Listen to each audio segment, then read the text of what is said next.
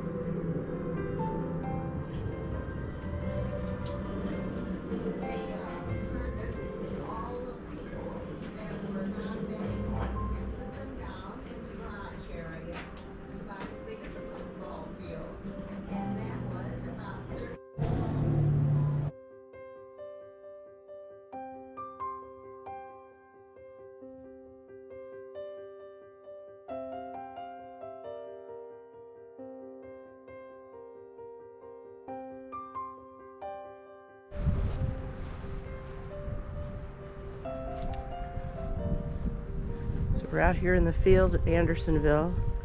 This is a spot where they would have protected the encampment from the northern. Some cannons set up right here. I'm gonna go inside what was the stockade.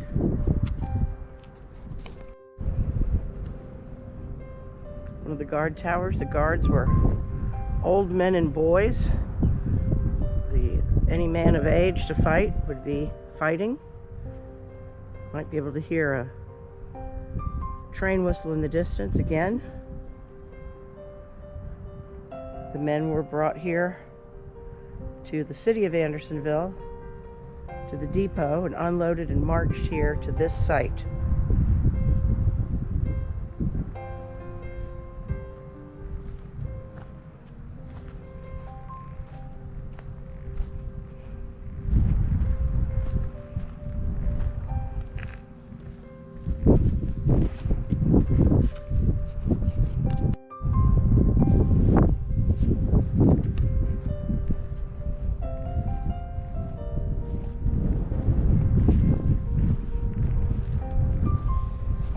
Place where a soldier would have clearly been punished.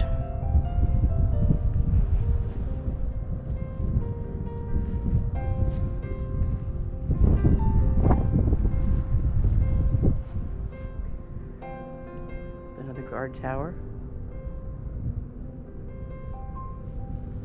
Walk around the corner.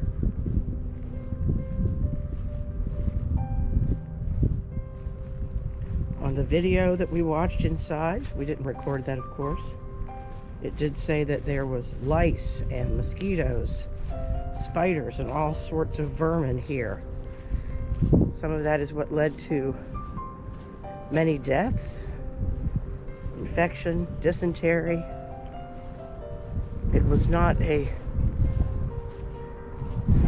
good place to be whatsoever. And here is inside.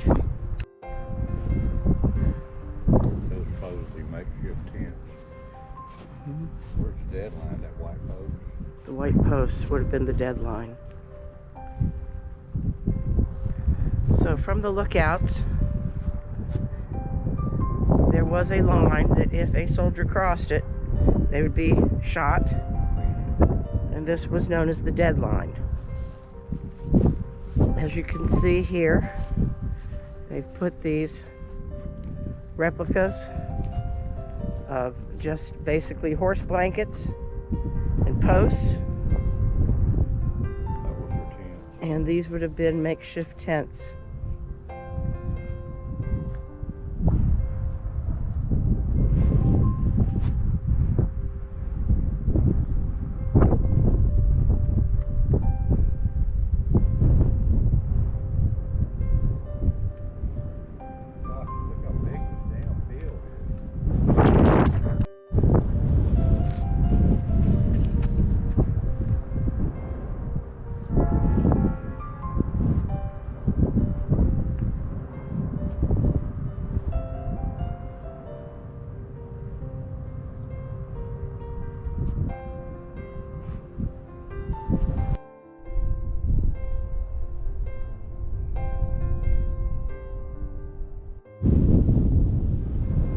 everyone, we're here at Andersonville POW camp, Andersonville, Georgia. We are walking to where the stockade was. The sky here is amazing. So if you were to have arrived here 5 and 600 at the time, you would have been marched up this path.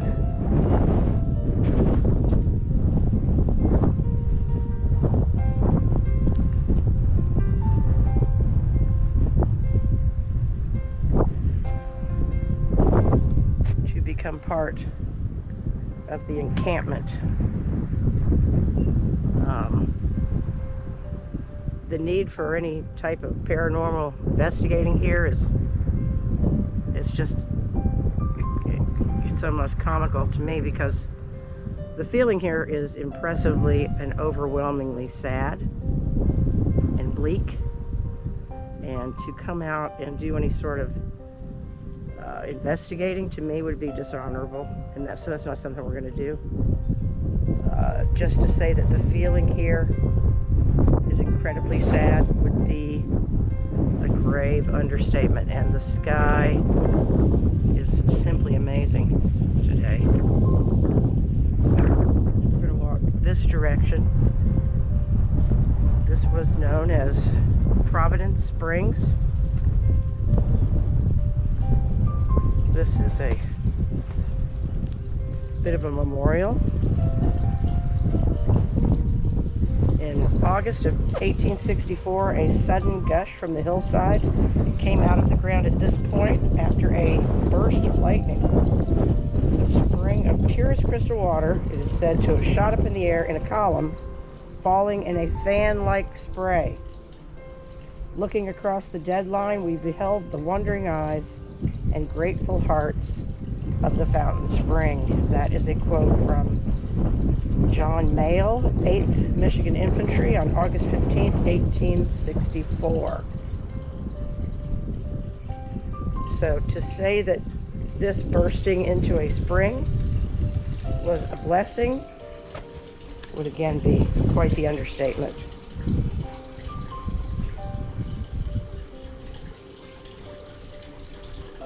This memorial here was erected in 1901 in honor of the spot where the lightning struck, and really gave great relief to the prisoners who were here.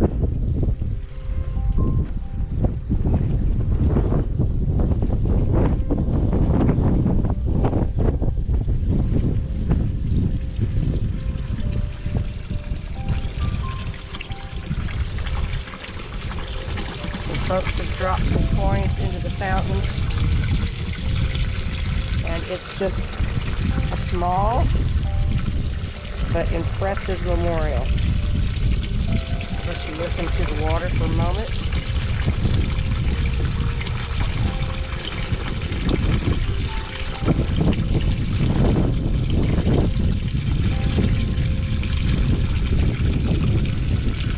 Hope springs eternal.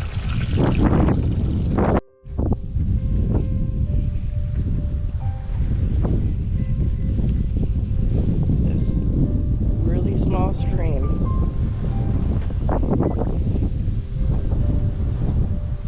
It's where all the men had to get their source of water.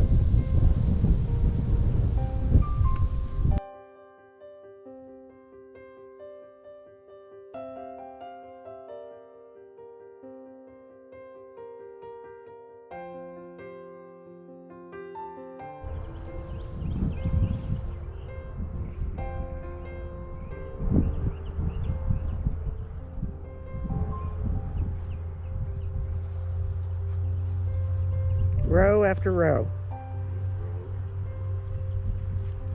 So we're getting out and walking now for a little while. The movie inside and some research we've done,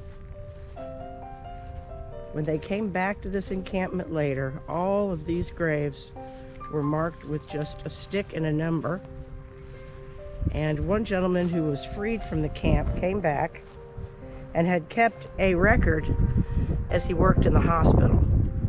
He matched each of the numbers from the stones to his recordings of each man who lost their life here. And then they came back and placed this field of stones. It seems to literally go on and on forever. There's one that someone has come out and marked. No doubt there are people who have come here to find their relatives' eternal resting space. It just struck me how sad it is that in their final days they were literally shoulder to shoulder, elbow to elbow, and here in their final resting place, again, they are shoulder and shoulder for eternity.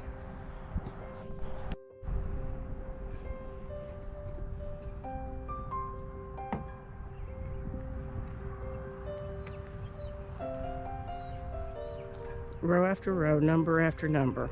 These are in the 5,000s here.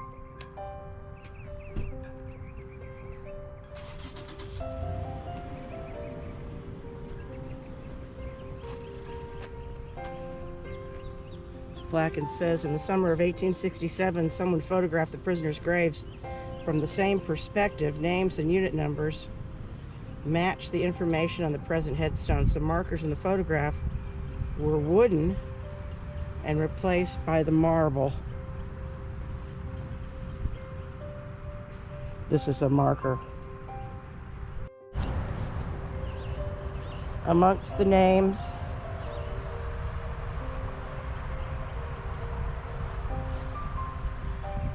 there lies an unknown. People have put coins on top of these graves, show of respect. There are coins here.